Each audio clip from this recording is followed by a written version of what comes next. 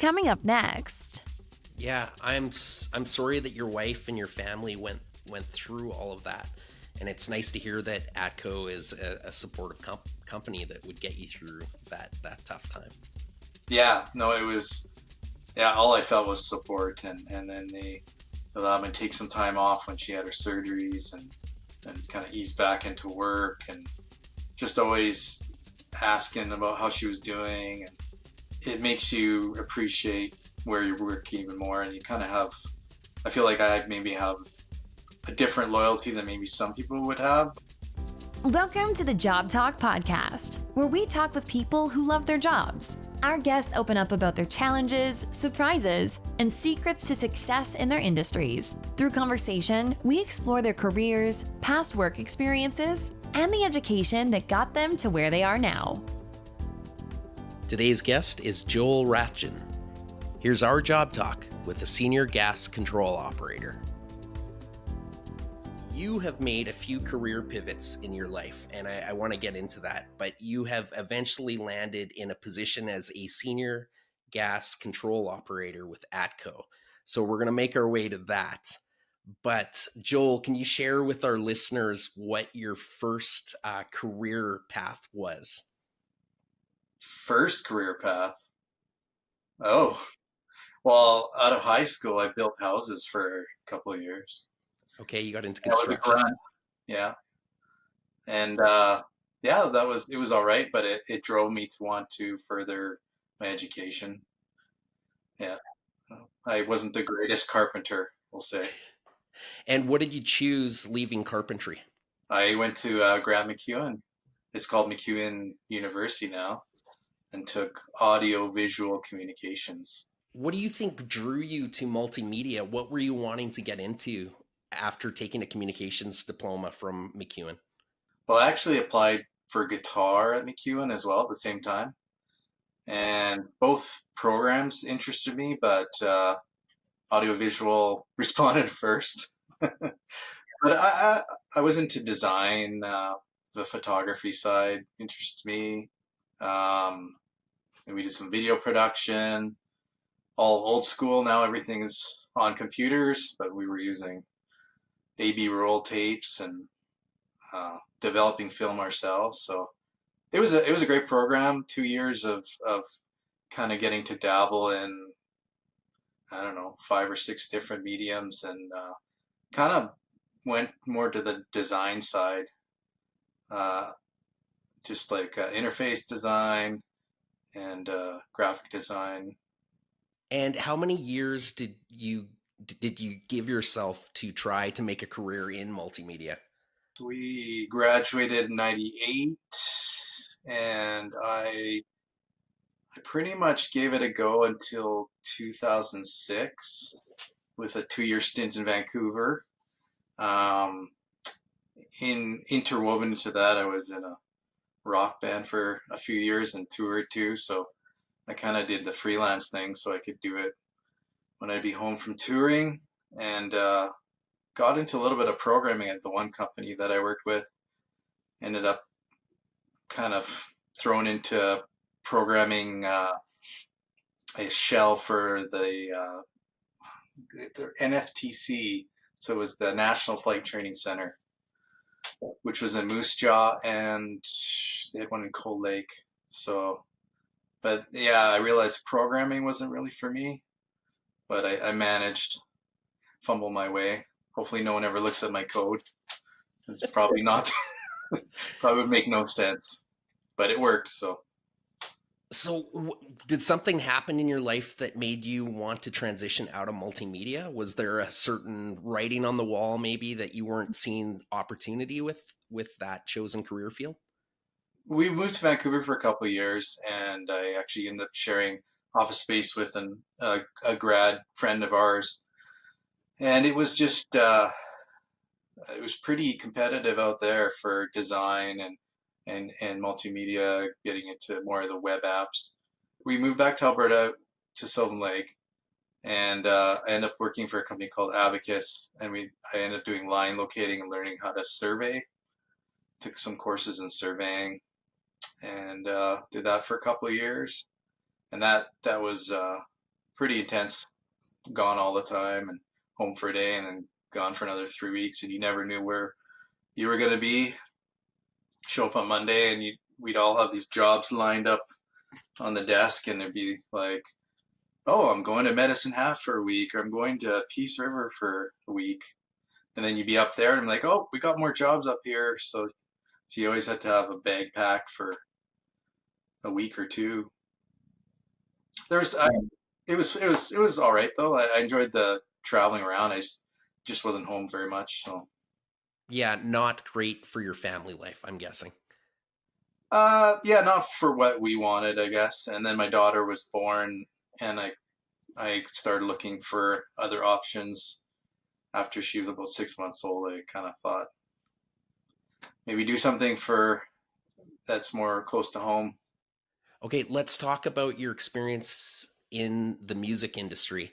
And I can't think of a harder industry to make it in than the music industry. So, can you talk about your experience with that? Were you touring with a group?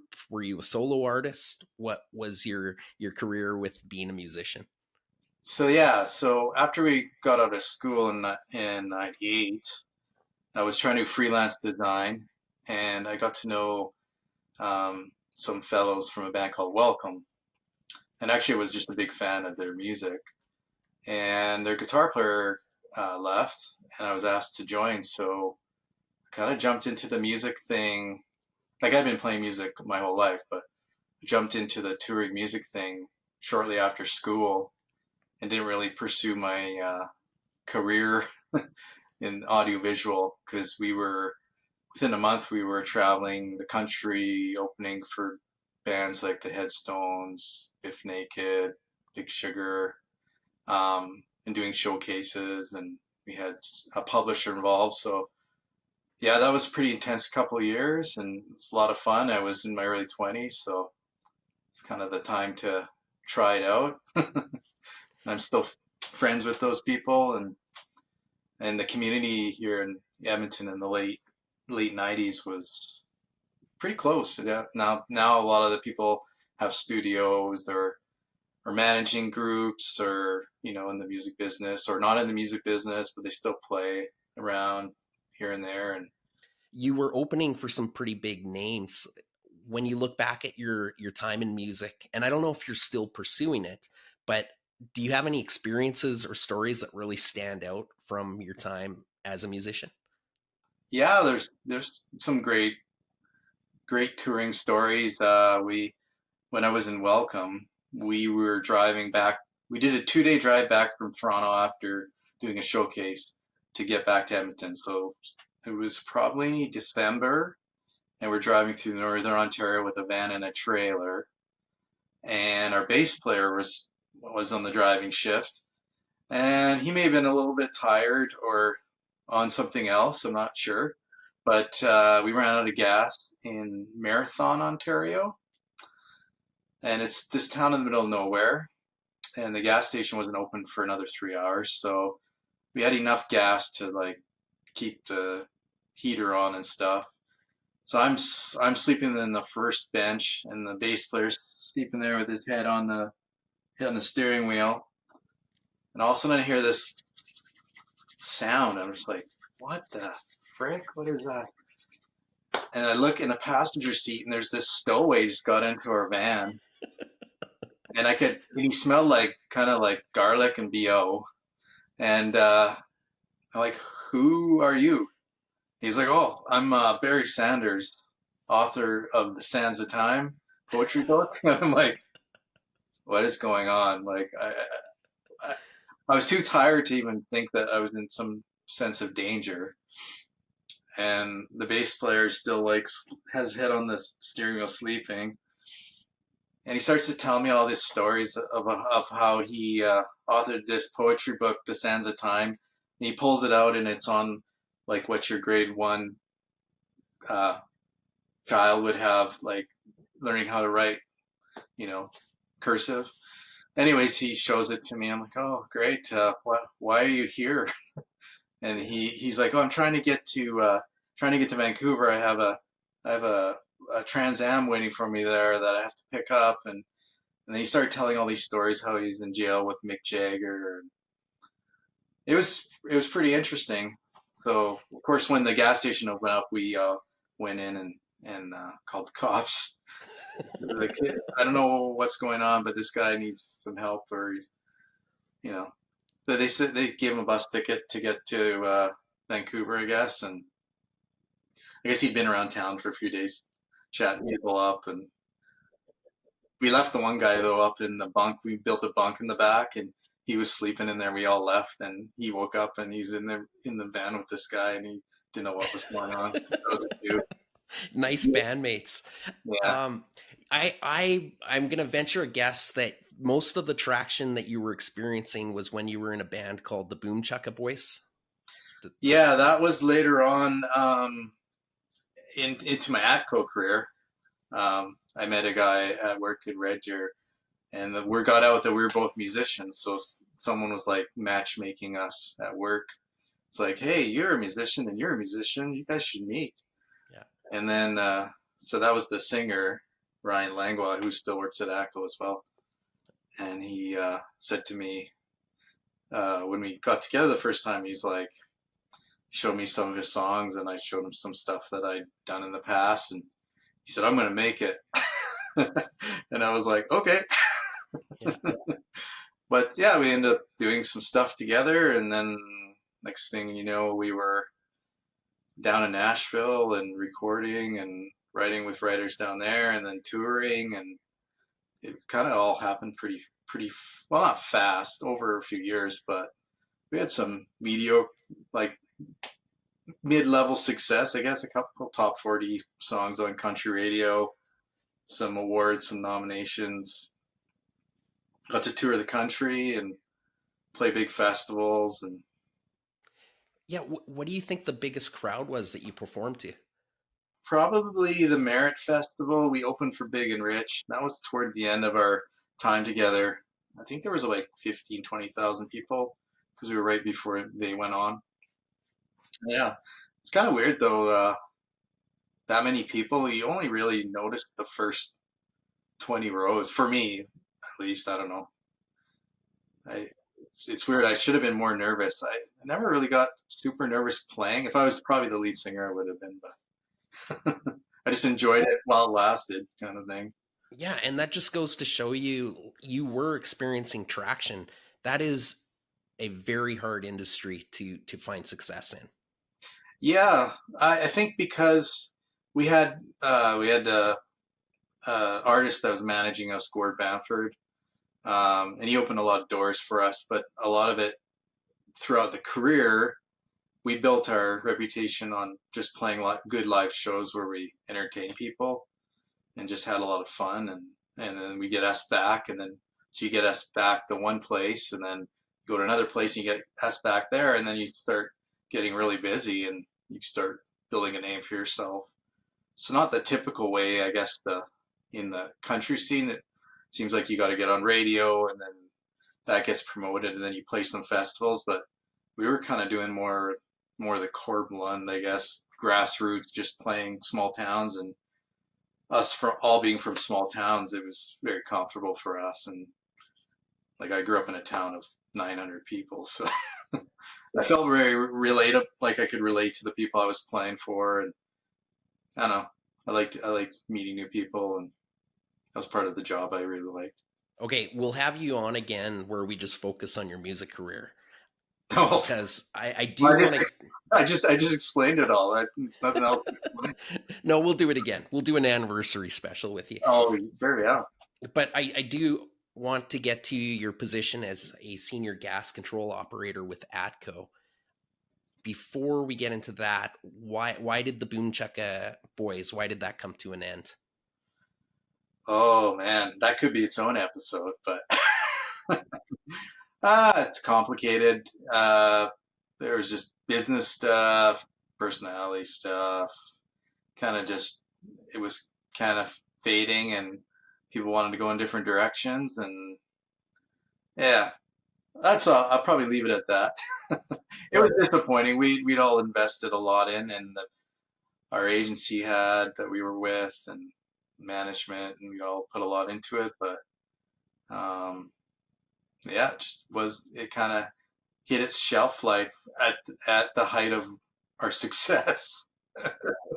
I guess what do they say? Go out with a bang. I guess I don't know. It seemed like we were definitely making the most money we'd ever made, and we were kind of hitting the big festivals. But just sometimes it's hard. It's like being married to 5 people, and sometimes that's not always the easiest thing in the world with personalities. That's why a lot of bands are sometimes just solo artists with hired people, in that industry. Um, my background, it was never country anyways, but I did embrace it and write for it and stuff, but I was more of a rock pop singer songwriter type music, Beatles, and so yeah, it's a different structure for sure. But yeah, as far as why the band broke up, yeah, that could be a long story, and I think I'll just leave it to people's mystery. Okay. Okay. Senior gas control operator with ATCO. Can you explain to our listeners what that job is all about? Well, basically, we run the gas system for Alberta on the computer. Um, we work with the field operators, and we also work with Trans-Canada Pipelines or Trans-Canada Energy exclusively, and we manage the gas system. Um, we basically bring gas into our ATCO system, and we distribute it, and eventually it gets to the communities through regulating stations. And we also supply gas to a lot of the plants and industrial customers. So it's kind of a mix of what I was doing before, because in Red Deer, when I worked for ATCO, I was working with pressure control. So I was working in the regulating stations where we take high pressure gas, regulate it down to the different communities, and then it gets delivered to your house at a super low pressure. It's kind of a quick explanation of how it works, but as far as the gas control operator, we we basically have a computer system called SCADA that it's kind of like an AutoCAD look to it, and we are able to run compression, use remote control valves, monitor pressures, temperatures, and what's going on in different plants. Also, we work with the power plants that we supply gas to, um, and yeah, it's hard to explain it in a quick nutshell, but I tell people I'm just like I'm like Homer Simpson. I'm sitting at the desk with a bunch of computers, and I'm pushing buttons, Yeah. eating donuts. No, just kidding. Sometimes. Let's talk about your typical day. What's your day-to-day like when you leave the house and go to your shift? Well, we do 12-hour shifts. They're 6 to 6 or 6 to 6. So a set would consist of 2 or 3 days on and 2 or 3 nights. So you have a day between we call it 2-4, but it's a 24-hour break between, so you can transition to nights. But yeah, a 12-hour day shift, I would get there about 5:45. We hand off from the night people, like the night operators, and then yeah, you're just kind of getting up to speed on jobs that are happening that day, system demands. We have different times of the day where the gas load is higher, so we call morning load. So, and definitely in the winter time, like when everyone's waking up and getting ready for work and their furnaces are kicking in hotter, like we're trying to compensate for that with the system. And the night person before you is usually bringing extra gas on so that everybody is supplied properly for the demand. It's a lot of forecasting too. You're looking at weather trends. You're looking at past years where similar weather slash situations were involved, where you can learn from those and then apply to that day, so you don't get caught with your pants down, I guess we like to say. What kind of education did you take to get this position? And do you remember your job interview to get into ATCO? Yeah, so education wise, there are people that have taken the gas control tech course at NATE. Some people have power engineering degrees to get into this. Um, I did have to have a diploma or degree of some kind, so my audiovisual at least got me in the door. But my 8.5 years experience on the gas side and like the distribution side, which is customer gas side, helped me get into, and I was already in the company, but helped me get an interview. And so I had a good understanding of that side of things, dealing with the field operations. And then I had to learn the technical side of it. But it was 3 years of training. I don't know how many exams I did. Back in the day when I was training, we had to memorize the pipeline systems and be able to draw them out on a board and explain how the different segments, we call them transmissions, so they're segmented into different areas, and we had to explain how they worked and where the gas came from, how we can deliver to here, can we increase gas pressure through compression, excuse me. So it was 3 years of training for that, and then to become a senior is another 2 to 3 years of showing that you've taken on additional roles, you've trained other people, you've responded in emergencies and been able to come out adequately where you control the situation. Maybe you brought in some innovations and into the team too, where things could be done differently, more efficiently. It all gets kind of tabulated, and then yeah, and then when you're ready, you get the step up to senior. With it comes more responsibilities and more roles of being looked to. So. And could we talk about some of the challenges you experience in your job? And do you think your career as a musician playing in front of 20,000 fans helps you handle stress? Well, I don't know if they were my fans. They were somebody's fans. Yeah, it's this job it's kind of like an air traffic controller.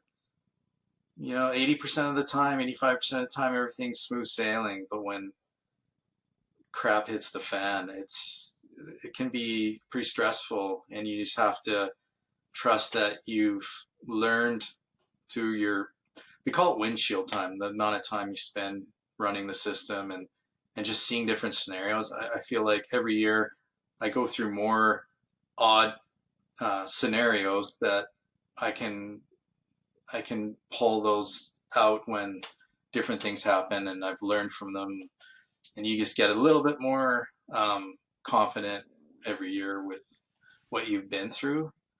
Sorry, what was the question? Just some of your challenges, because I'm trying to wrap my mind around you're dealing with pressurized gas. That sounds stressful. Yeah, and we also have some of our receipt plants have the opportunity to have H2S as well. So there's that safety concern with our field staff going there. If there's a slug of gas that went through and it closes a plant, then they have to go and respond to that. The big thing is gas supply. Like, you just don't want to ever lose a town or have our equipment breaks down in the cold. Like, when it gets minus 30, the compressors that we use, like it's hard on them, and you want to hopefully keep those on and keep the gas flowing. You don't want to have to try and start those in the super cold temperatures. Yeah, that's a challenge. The other challenge is shift work. Not everyone can do shift work and night shifts and switching from days to nights. Some people do shift work and it's just straight days or straight nights for a month. The reason our system works for most people is because you don't ever get stuck on just days or nights. So you don't get stuck in that routine of totally flipping your schedule. You only have like 2 days, and then if you can flip back. But some people that challenge, like eventually they have to get out of it because it's just too hard on their system or their body.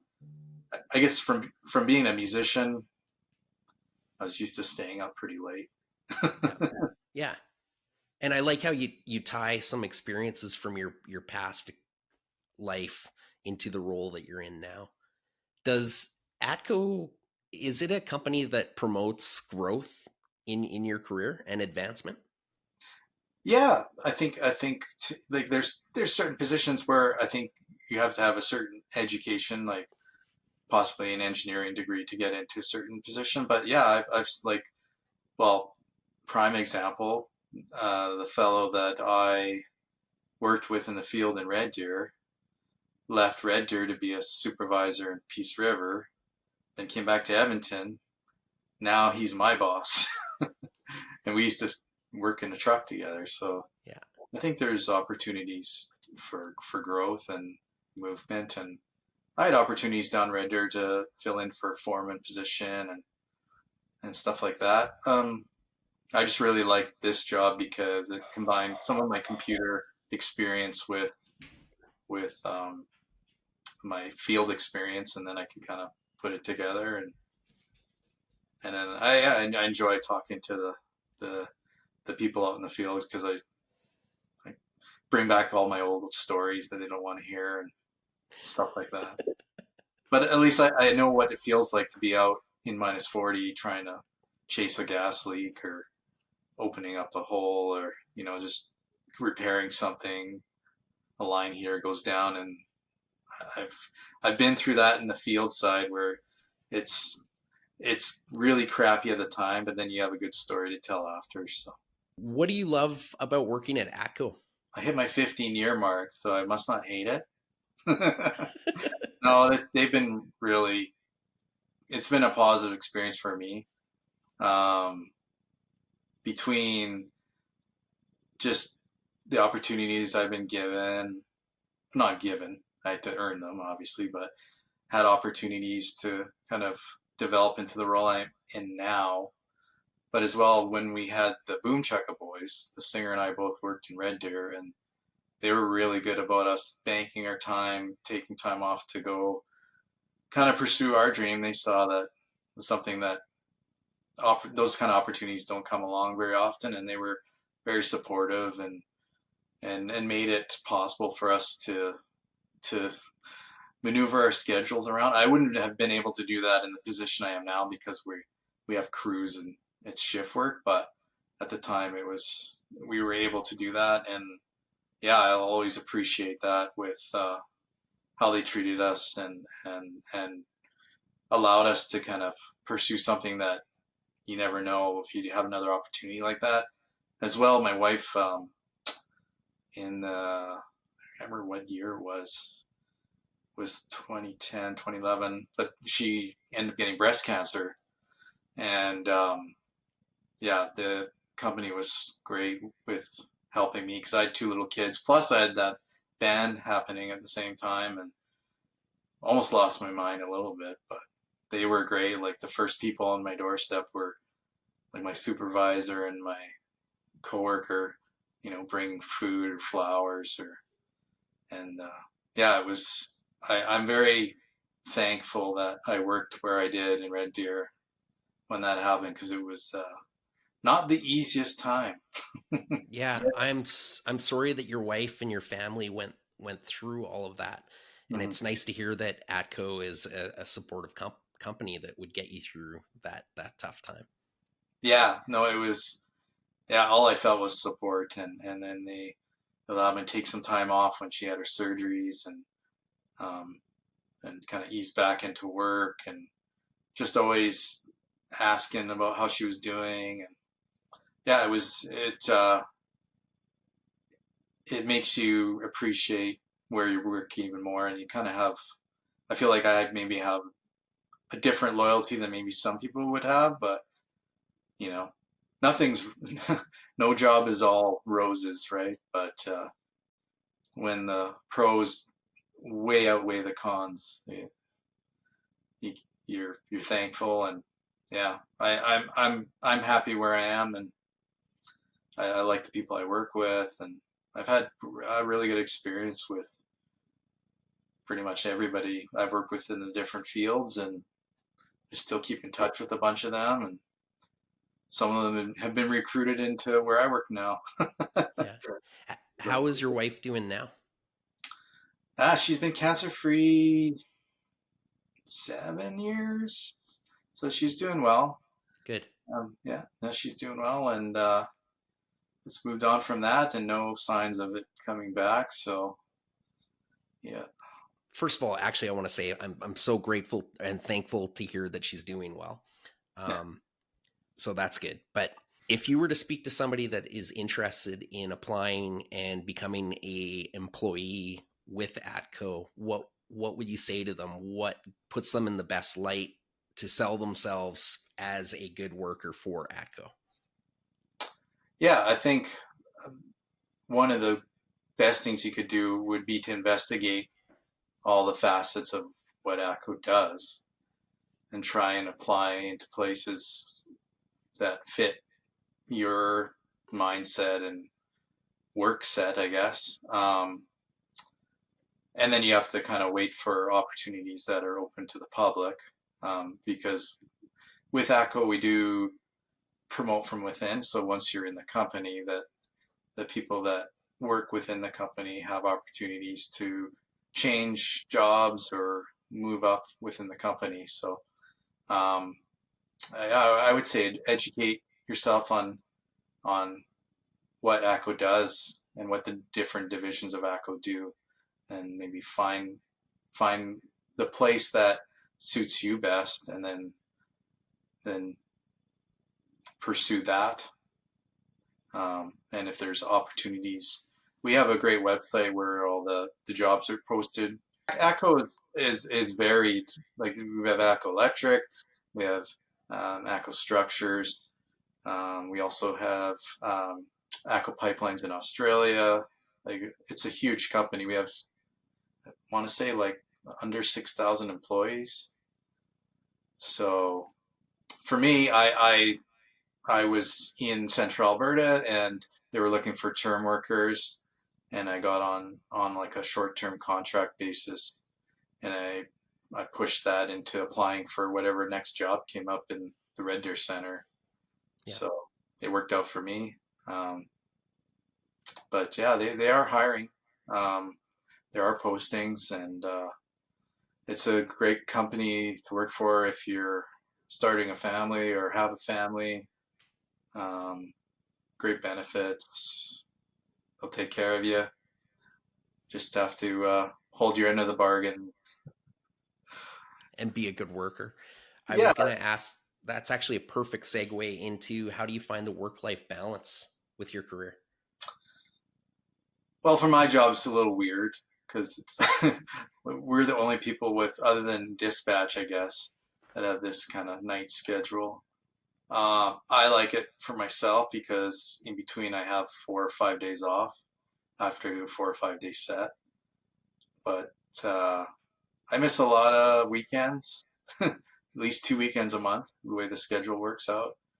But then also I get, 2 weeks off here and there if I take a set off. So um, it works for me and my family, but my family has to be understanding too for when I'm sleeping in the daytime. And now the kids are older, it's a lot easier. They're teenagers, they end up sleeping in anyways. But when I first started this job in was it 2016, they were still pretty young. Yeah. Thunk, thunk, thunk. And then two big dogs. But the dogs actually just sleep in the room with me even in the daytime. So Yeah. never understood that. So yeah, has its challenges. I think I'm rambling though. No.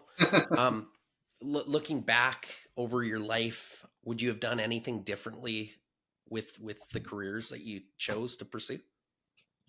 Ooh. Yeah, I think I chose the careers and chose the avenues I was supposed to, and it did open some doors with my art too. Like I could have, I guess, taken guitar and McEwen and become a music teacher, but I'm not a very good music teacher. I've tried to do it before, and it's not really my passion. So yeah, I don't know. I think there's so many avenues you could pursue in your life, and I feel like I took the chances on the ones that I was supposed to, and it's worked out pretty well. Yeah. I didn't win the lottery, so that would have changed things probably. But What's next for you, do you think? Continue to pursue your career with ATCO?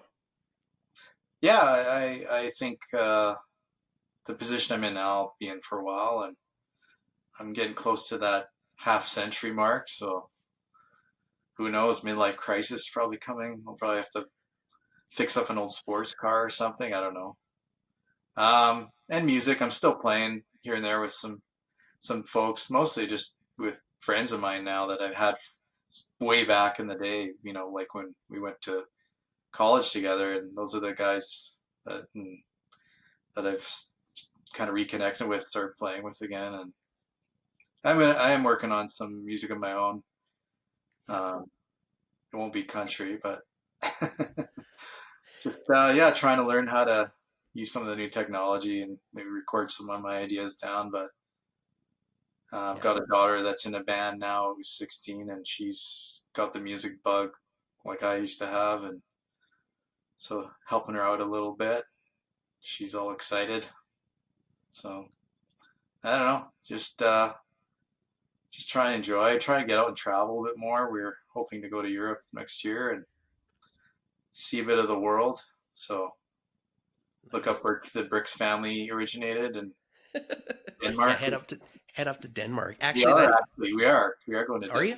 Oh, good. I'll talk to you about that after. Yeah. Tips on traveling to Denmark. Do you have Scandinavian roots in your family? Yeah, I had a Swedish grandpa and Norwegian grandma, and then a Scottish grandpa, and then a British grandma. Nice. But yeah, like Norwegian and Swedish, and that's a nice mix. Dang.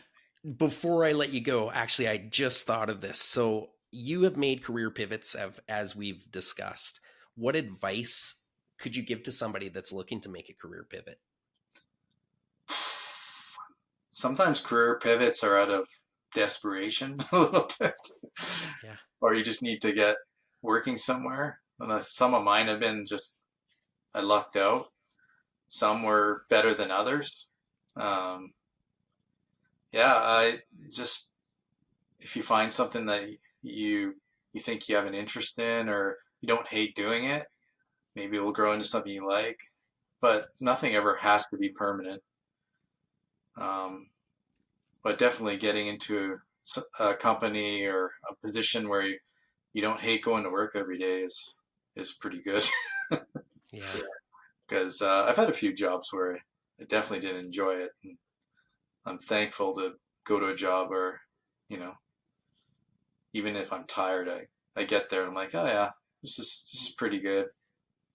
Yeah. So, but yeah, pivoting is, I don't think it's an exact science, because so many factors can play into how we pivot into a different career. But sometimes you just get to that point where it's just not working anymore. Gotta rethink something, because you're just banging your head against a wall. Unless it's your passion and you have to do it. Like, I don't feel like you should kill yourself trying to fit a, what is it? Circle into a square, or peg into, I don't know. I used to know what that saying goes, but. Well, I am so happy that your wife made it through the breast cancer situation, and I wish you and your family well. And thank you so much for coming on to share some stories about your life with our listeners. I appreciate it, Joel. Thanks for having me. Thank you for tuning in to the Job Talk podcast. For more information, please visit us at thejobtalk.com. Our podcast music was created by our friend Mike Malone in Edmonton, Alberta, Canada.